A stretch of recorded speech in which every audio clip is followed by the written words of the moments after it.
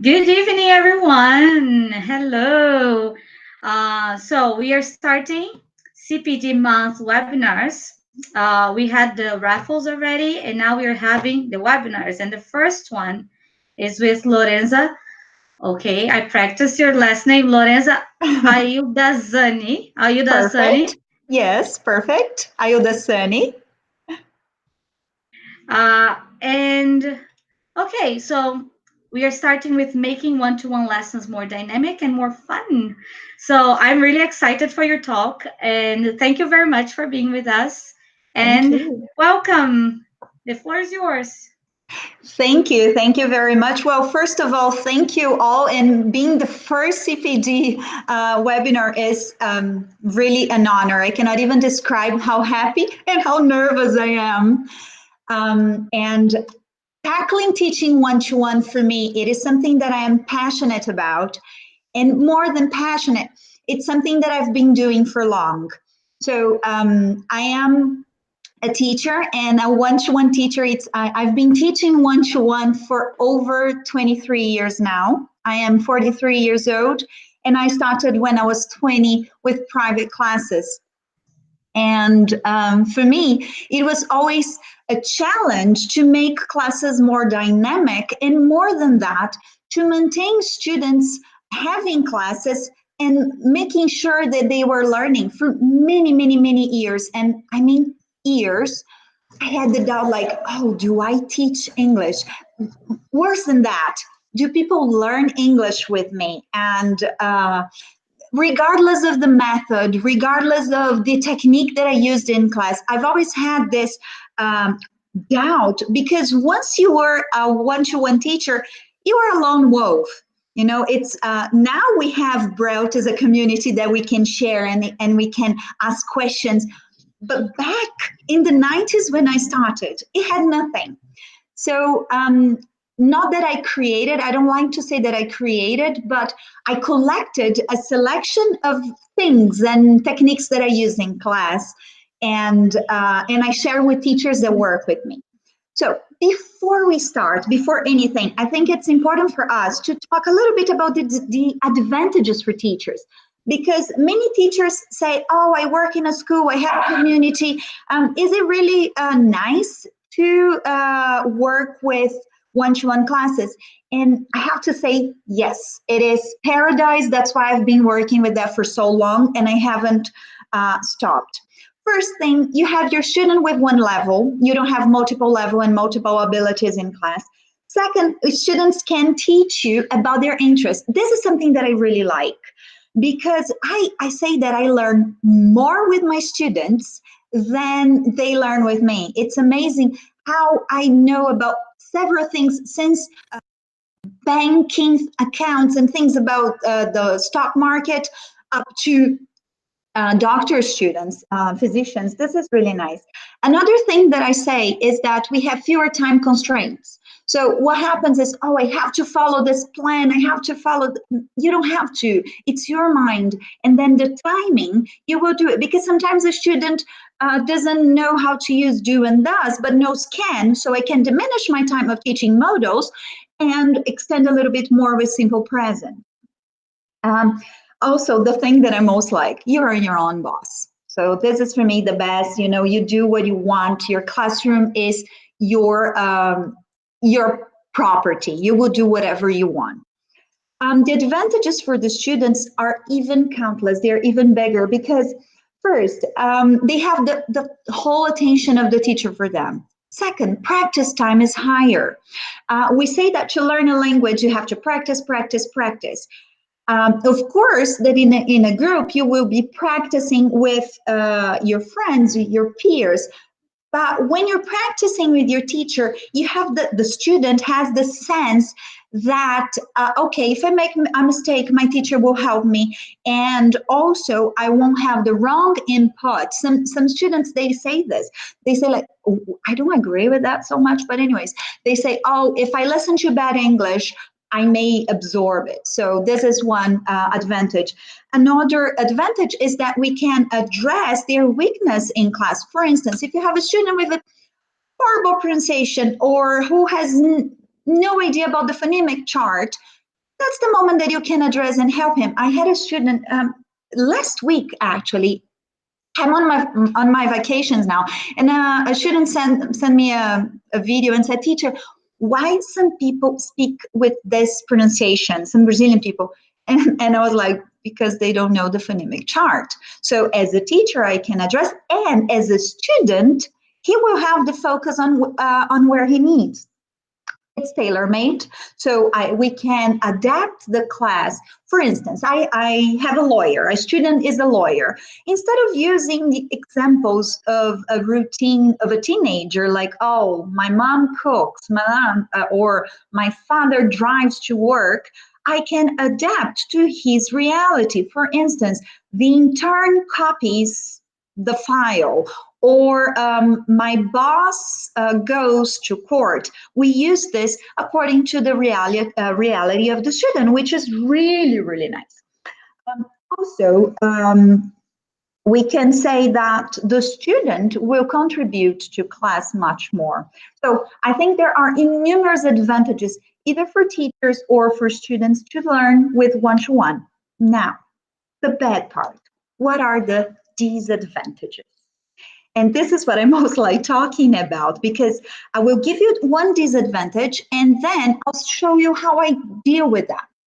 First disadvantage for teachers: you are always on. When I say you're always on, is like this: you tell your student, oh, please do fill in this exercise, or complete this exercise for me. In 3 seconds, if you just, you daydream for 3 seconds, you look up, and then your student is there staring at you like, oh, you are not working.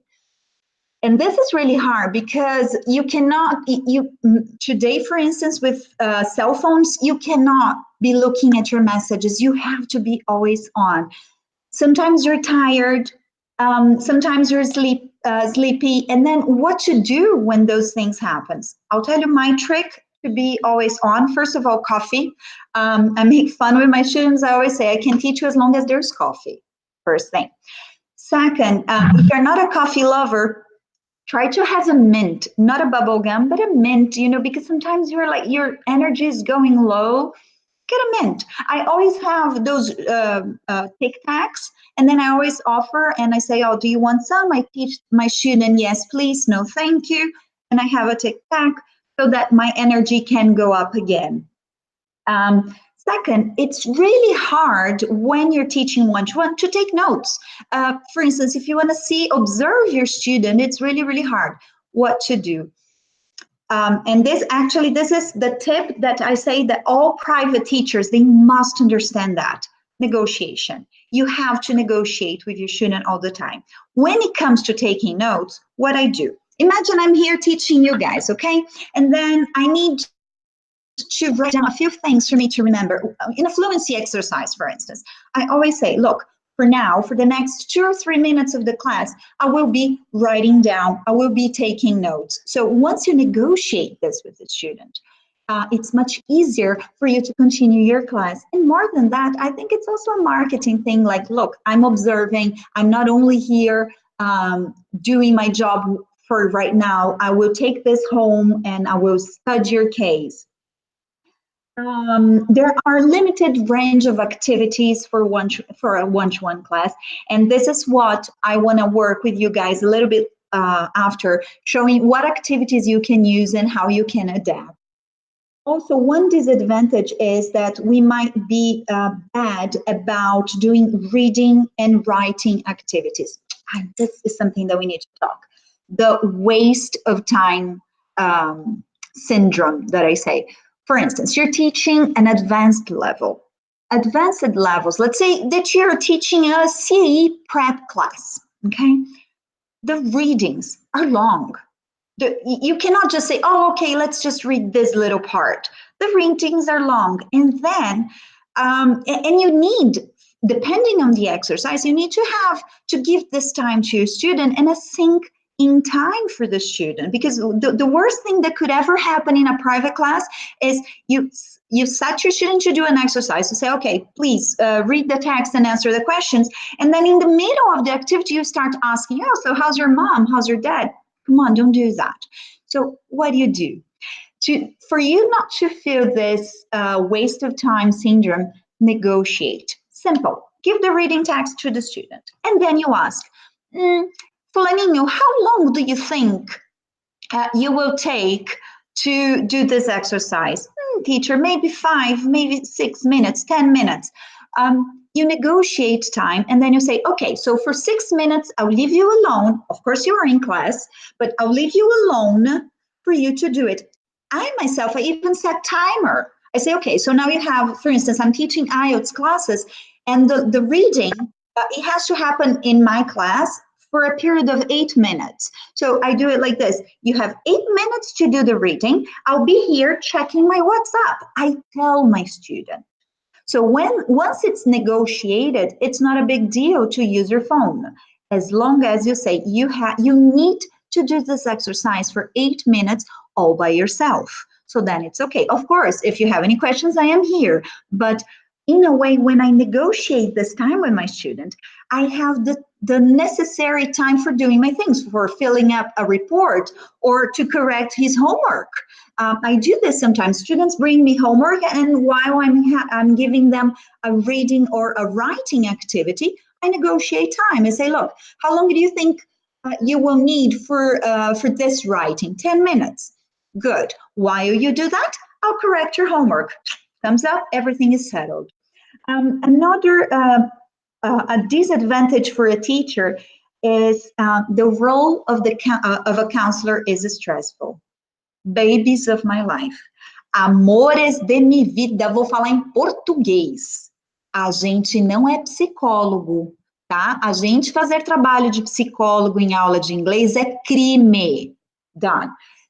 Having said that, saying that this is a crime, this has to be very clear.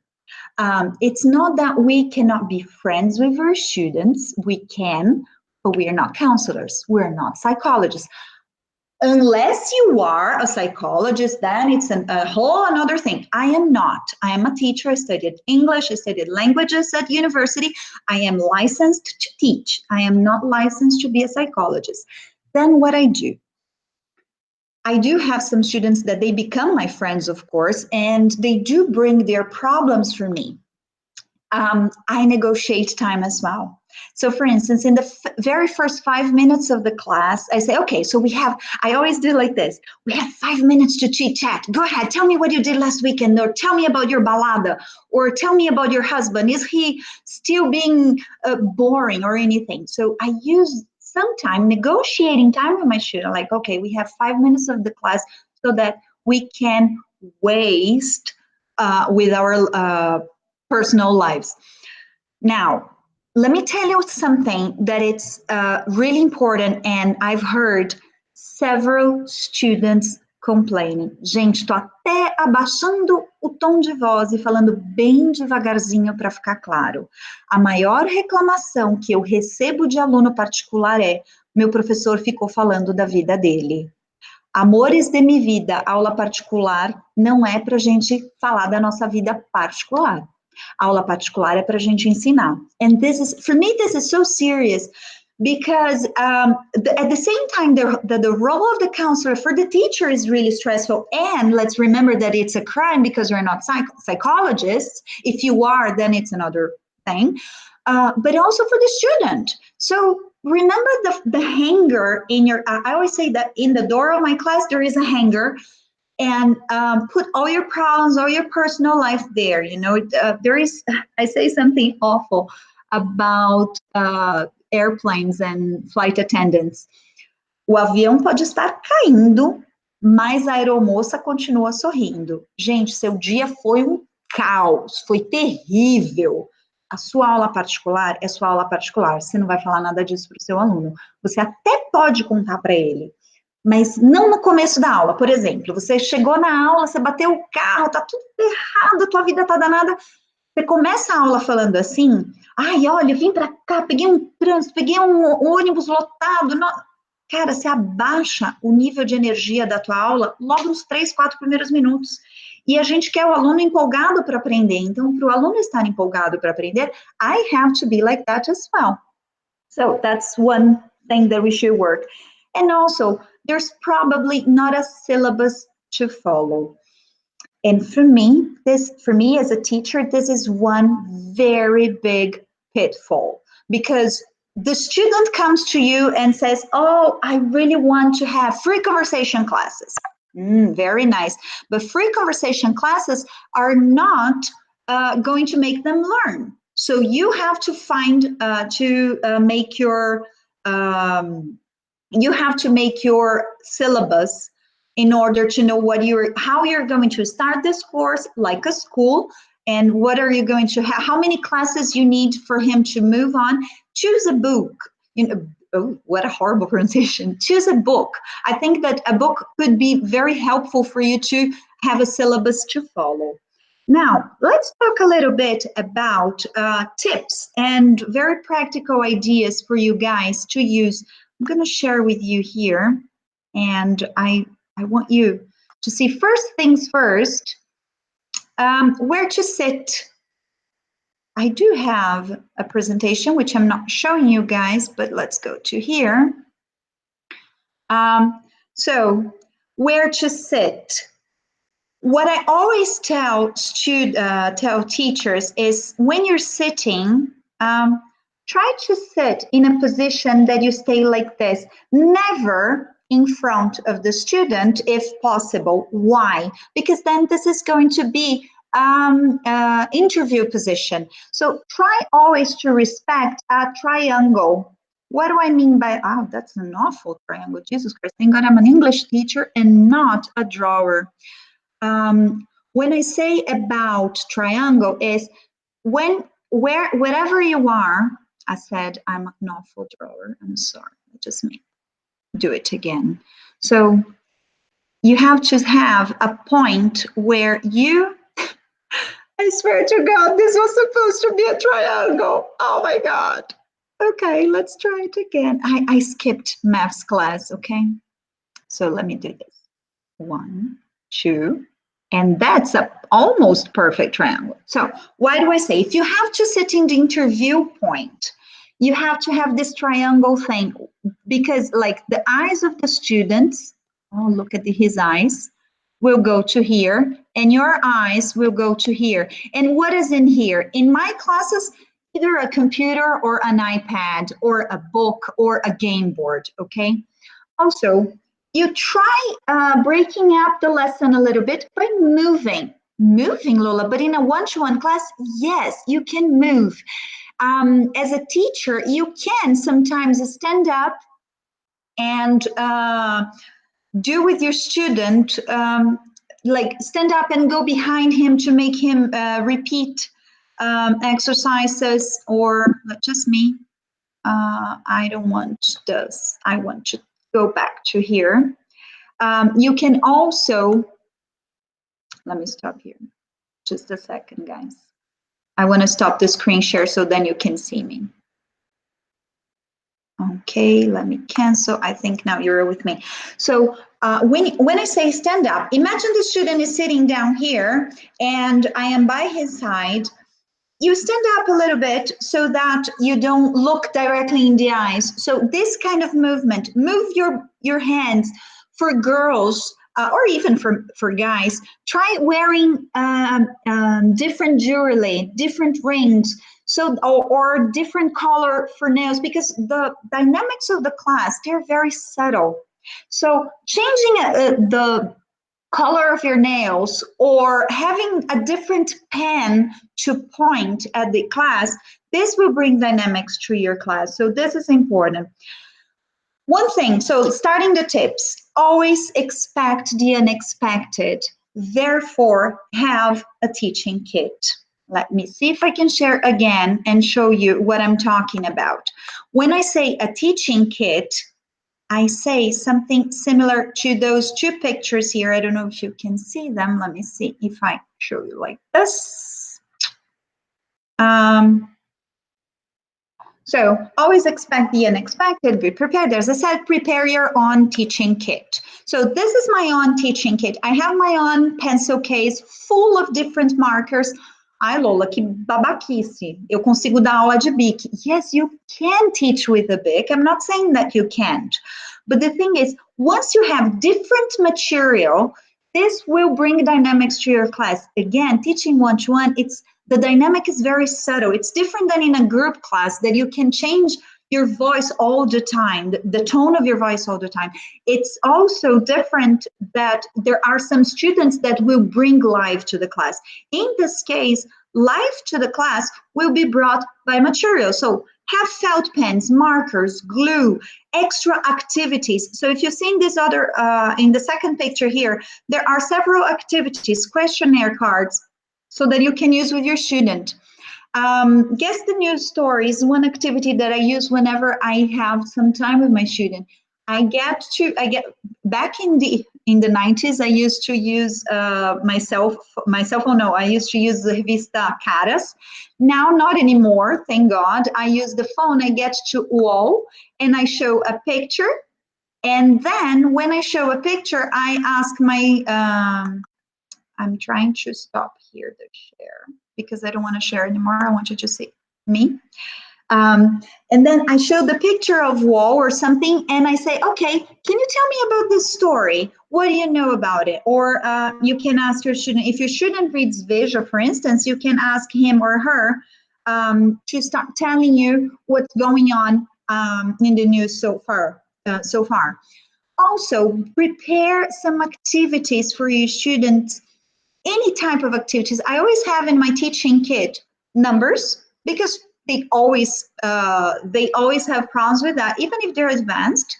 I always have dates. So should I say the 30th of the month or 30th of July, for instance? The 4th, oh, by the way, today's 4th of July. It's a holiday in US.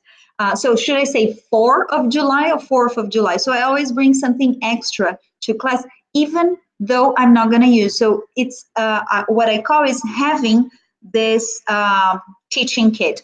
One thing that there is always on my teaching kit is Post-it. Post-its are great for any type of thing that you can think of. To make a student think about a word and then you put on the Post-it, or you can use the Post-it like, oh, this is a chair, you put a Post-it on the chair, or a picture, or a phone, and then you put the names on the Post-it. And then in the end of the class, you can collect the Post-its asking your student to repeat. This Post-its are great for all things.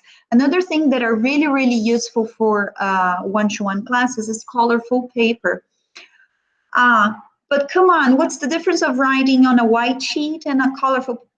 The difference is it shows that you cared. It shows that by bringing colors to your class, you're bringing life to your class. But I don't teach kids. I don't care. I don't teach kids either. They like to see that you prepared a handmade card. They like to see that one day you printed the exercises on a color paper, in a blue, white, green. I also recycle a lot of my paper, and I always do like this. Well, I try to be paperless all the time because I use iPads. But if I have to print something, sometimes I recycle, and I tell my student, look, I printed this on a recycled paper. But this is how, in a way, I bring dynamics to the class. Another thing that it's really, really nice and good for you to use, Cuisinary rods. Cuisinary rods are amazing to teach pronunciation. And, you know, there are several courses for Cuisinary rods. I think Troika's, I saw it last week. They were teaching something how to use them. But for one-to-one, it is even better because the student can play with the rods, and it's amazing. And whenever I'm talking here, I'm talking about adults. Another thing that I make my students have is a notebook. It can be either a regular notebook like that or a electronic notebook. Why? Accountability. So every single class when I teach, I do this. I ask my student to write down here the date. Usually I write down the weather. Oh, the weather is great, the weather is nice. And then this is accountability of the classes. I always say, and if my student is not this kind of person, he doesn't like to have the paper notebook, no problems. Let's have it on an even note or on an electronic notebook, but then I can have accountability. I always say the accountability for one-to-one teachers is precious. First of all, it can tell you if you taught or not. So, teacher, será que a gente teve aula no dia tal? Tá no caderno, gato. Eu sempre faço assim, marco sempre no caderno, porque aí é accountability para mim, é accountability for the student, and it gives a sense of, moving on, more than the book. Another thing, how to deal with cell phones. Cell phone from you and cell phone for the student. Do you have those students that always keep sending messages or answering phones during your class? Honey, let me tell you, once you decided to be a private teacher, you decided to be the boss. And it doesn't matter who you're teaching. Just the way that you talk to your student. I negotiate. Remember that at the beginning I said negotiation is the most important thing. So negotiate with your student. So Mr. Blah, blah, blah, blah, blah, blah, blah, blah, blah. So important from the stock market. Can you be off for 1 hour? Lola, acho que 1 hora é muito tempo eu ficar sem meu celular. Tudo bem, seu viciadinho. Vamos lá por 40 minutos? Eu tento negociar com os alunos. E é muito legal. O que eu sinto às vezes é que a necessidade de estar com o celular na mão é muito importante. Então eu falo para eles fazerem assim, ó, ao invés de ficar com o celular assim, põe ele deitadinho na mesa, ali. Depois de um tempinho eu deixo você pegar o celular, but not for now. In phone calls in class, I do not accept. I say, look, unless you have a problem, for instance, you have a sick baby at home or someone at hospital, you don't need to have, you can turn your cell phone off for 1 hour. And the same goes for the teacher. This is really, really important. Teachers, they need to understand that private class, although some people say, oh, it's not a job, it is a job. This has to be very clear because how can I say this in a nice way? Students learn by example. And when I mean students, I'm saying about adults. For instance, I had one student that he wanted to cancel the class and he didn't. And he told me this. He said, ai, Lola, queria muito cancelar a aula, mas fiquei com dó que você prepara tanto material. That made my day because it's not that I prepare, but he understood that this is my job and that would be very unrespectful of him to cancel the class. And then you say, oh, but I have so many cancellations with my students and I put so many rules for my students not to cancel. Let me tell you one thing from my experience. Rules, they're really helpful, but they're not what's going to drive your student to come to your class. What will drive your student to come to class is when you show that you prepare, when you show that spark on your eye. Like I always tell my students, like, oh, it's an honor to be here, or thank you so much for having my class. And that goes to another thing that I think it's important for you to do in a one-to-one class. You have to give feedback to your student. You have to say after every single class, or at least after every week, how the class went. So remember about being a counselor, it's when I say it's not that it doesn't happen in my class, it does. But when it happens, I come to my student, for instance, and I say, Fulaninha, can I tell you something about the class today? I really liked it. We practiced, that you practiced a lot, but that was not a fruitful class for me. So can we diminish the talking next class so that I can continue? Usually students, they help me a lot when I say that. Or whenever a student is struggling with pronunciation, I always say in the end of the class, wow, congratulations. I could see that you pronounce world beautifully the way that I taught you. So give feedback. And for your students, in order for your student to know if he's progressing, this is what I do. Of course, it's a merchan, but I think this is the best thing for a private teacher is I force my students to take Cambridge tests, even lower levels. I force them to have the lower levels exams like the CAT. It's an intermediate Cambridge test. It's not so expensive. So I always force my students like, okay, you want to have classes with me. So in 6 months, we are going to try CAT. And if the student starts canceling, which doesn't happen quite often, I say, you're canceling.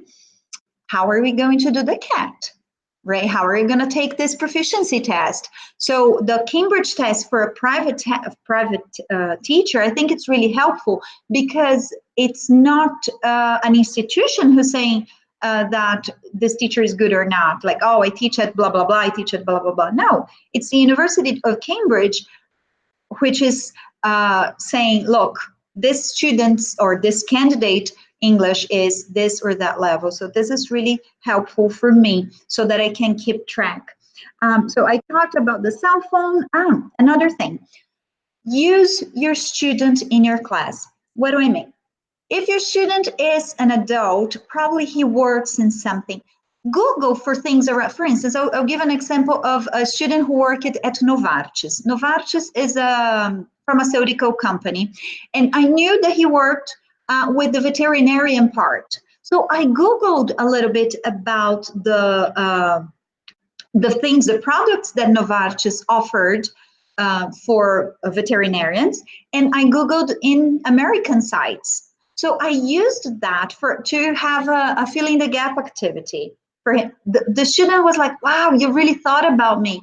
But more than that, I engaged him to learning with something that he is wanting to. So I adapted up to a certain point. We have just to be careful not to only use the material of the student, because sometimes they're not pedagogically, I can say this, pedagogically adaptable. Another thing that I always say is have the best material for your students. What I mean, audios. How do you play your audios? Are you going to use your cell phone? Good. Make sure that you put in the airplane mode. Second, try to have those speakers, those Bluetooth speakers, so that the sound can be better. But Lola, faz muito pouca diferença. Again, é no detalhe que vai te fazer ser um professor melhor. Faz muito pouca diferença. Mas dando um exemplo bem bobinho, quando a gente vai numa manicure e a manicure faz uma massagenzinha de 10 segundos na sua mão, it makes the difference. So having a Bluetooth speaker will also make the difference for a student. Also have, I always recommend having a blank game board. Do you know those game boards? Try to have one with nothing. Why? Because at the end of every class, you write down expressions or activities that you've done with your student so that he or she in the next class can play a board game with you. Speaking about games, there is a company, it's really, I don't have anything to do with them, but I love their games. It's called Play to Learn. And there are several ready-to-use games that you can use in your classrooms. It doesn't matter that the games are made for groups. You can adapt and you can use with your student in a one-to-one class. And it doesn't matter if your student is an adult or a kid. Again, I don't teach kids, and I always play games with my students. Always. I play hangman. I love to play tic-tac-toe. For instance, tic-tac-toe, there are the spaces I put the numbers, and then while correcting the exercises of my students, I say, okay, let's play tic-tac-toe. Which one do you want? Tic-tac one, number 6. Okay, so answer exercise number 6. And then we play tic-tac-toe while we're doing the exercises. Also, one thing that I love doing to practice writing with my students is WhatsApp typing during the class. So I get my phone and I tell my student to get his phone and I start typing. Hi there, how are you? I start the class like that. And the student keeps looking at me like, what is she doing? And then I say, I type, look, I had a problem, so I'm going to start the class like that. And the student always say, are you crazy? And then I ask, how was your weekend? Always writing. Why? Because while I'm typing, how was your weekend? Or tell me about your mom. Or what are you going to do for vacation? When I type, I'm practicing writing. So I always say that WhatsApp is great for writing. I also use WhatsApp to send messages to students with new things that I've seen. So I try to maintain a contact with my student for extra practice. Well, there are several other things I'm thinking. I think I'm running a little bit out of time, so I will open up for questions. And I will leave with you guys with my email. If you have any other questions and if you want to talk further, just contact me, okay? And I think now I will open up to, just me do one thing. I think, uh, let me share again so that you can have the information that I want you to have. Hi there. Okay, I'm not going to share. Okay, I will share. So here, if you want, just this is my email. If you need to talk to me, it's okay. All right, and now I close. I stop sharing, and then I'm open to questions. All right. All right. Thank you so much, Lola. It was really, Thank really you. great talk. Like I'm not a private teacher myself, but your tips, your ideas, your strategies, they are really helpful, like for any situation, I think. So thank Thank you for you. that. That was really great. So we have some questions here for you. Have a lot of comments. We have comments, compliments. We have Oh, that's good. a lot of things going on here. So that Sorry. was actually no, no, it's fine. Here.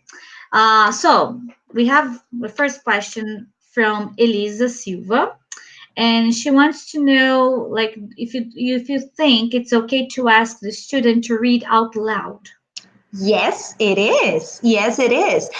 But there's one thing that I do. Depending on the student, reading out loud makes him think like, oh, teacher, if I read out loud, I don't understand. So I do like this. I separate the part that I want him to read and I say, you have 10 seconds to read it for yourself so that you can understand the sentence, and then you read it out loud for me. So I allow the student to read for himself, and then he reads out loud. Okay, And that's oh, and actually a also good I idea. negotiate, with the student like, okay, you're gonna read out loud, and I will correct your pronunciation. So I tell the student that I will correct pronunciation. Mm-hmm. Yeah, good. That's good. I didn't like. I think reading out loud became something of some teachers avoid doing because people say not to do. But I think for pronunciation purposes, is Yeah, really yeah. nice, right? I don't think it's again. It's all a matter of negotiating with the student, because there will be moments in his or her life that he will have to read aloud. Imagine if at university or in a course outside of Brazil, he will be asked to read things aloud. Yeah. And so I don't see this as a problem. Of course, not for. I always say that balance is everything in life. You cannot also ask for all exercise of reading to read aloud, and you're not going to ask a text of an A4 long test, but a passage or something. I think it's okay. Yeah. Good. So Márcio Pantoja is asking, where can we find cuisinaire rods made from EVA? Um, if you There have are anywhere to. several places. Several places. There is a material called material dourado. If you Google material dourado, you will find those culinary rods for EVA. Uma outra coisa que eu uso para culinary rods é Lego. Se você tem criança pequena, pega os leguinhos e valendo. Yeah, Lego. I think Lego is everywhere. Like in every school, every Yeah, educational store for teachers. Legos are everywhere. exactly, exactly. And we have a lot of comments here. I'll just read some so we can wrap up. So Marcia said that WhatsApp is also great for speaking activities. True, Uh, true. You can ask yeah, your student to record a message, and then you can correct later. I use this a lot as well. Very nice. yeah. And let me see. There's so many comments. I think you Oh my should have goodness. take the time later. Go to YouTube to your I video and will. read the comments. Okay. Um, let me see. So people saying thank you for. I giving wish the I had talk. It more was really time. great. And again, I'm still learning with this technological thing. I was telling Priscilla before, I said, Pri, I am from the Jurassic moment. I don't know how to deal, and I was really afraid. I'm sorry for the triangle and the things. But okay, we're always You're fine. learning. You're great. All right. One last question, and Mhm. then we're gonna wrap up. Right. AJ is asking if it's okay to teach classes fully based on listening tasks. AJ, it depends on what you want to do. I would be very sincere. For instance, if you're teaching a prep course for CAE, and one of the weakness of your student is listening, go for it. Go for it. I know. I think this is why I like teaching, and I like teaching one to one. I don't see there is a right or wrong. You know, the only thing that I feel it is wrong for one to one is if you do not prepare your class. I don't prepare, and I'm sorry for saying that, but I've seen and I've attended some classes of private teachers, and they simply haven't prepared. And they say like this: ah, eu levei esse textinho e a gente trabalhou em aula. Meu, pelo amor de Deus. So if you prepare a class, if you plan a class, an entire class on a listening skill, fine. As long as you have a plan, for me it's okay. And it when it comes to one, it all depends. If the weakness is listening, go for it and do listening. Of course, that if you do a 30-minute listening for a 1 hour class, it's too much. So break it up in pieces. Put a little bit of conversation in the middle, and then I think it's okay in a one-to-one. All right. So thank you again. It Thank was really you. great. And it was really nice to finally meet you You. because Thank you we so much. haven't talked to Matt before. So it was really nice to meet you and thank Thank you you so too. much. Are you going We to we Brasilia? I'll be there. So So I'll we're see gonna you meet there. there. All right. So I hope to see everybody who's watching here. I really hope to see you there in Brasilia. Yeah, so everyone, I'll see you all in Brasilia for Brought on the Road, okay? Definitely. So yeah, we're gonna all be there and hugging and kissing and watching everyone. For It will sure. be amazing. It will, for sure. So Thank you thank very you. much. Good night for you guys. Thank you for spending the time with me.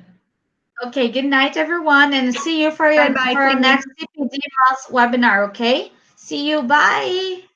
Bye bye.